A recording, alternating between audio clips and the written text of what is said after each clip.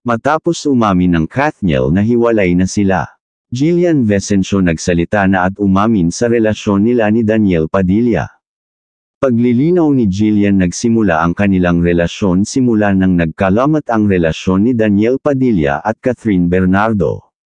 Taong 2021, kasagsagan ng pandemic, nang una niyang makilala si Daniel Padilla through circle of friends at simula noon mas lumalim pa ang kanilang pagkakaibigan.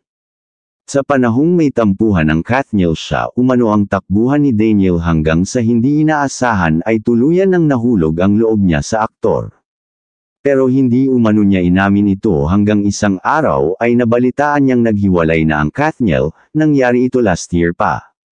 Doon lamang siya naglakas ng loob na sabihin ang kanyang nararamdaman kay Daniel at masasabi niyang walang pang-aagaw na naganap dahil bago pa man sila nagkaroon ng relasyon ay una nang naghiwalay ang Kathniel.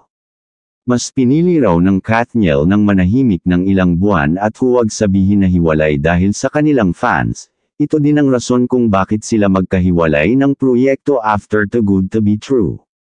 Kaya panawagan ni Gillian na huwag siyang i-bash dahil wala siyang ginawang masama at hindi rin siya ang dahilan ng hiwalayan ng dalawa.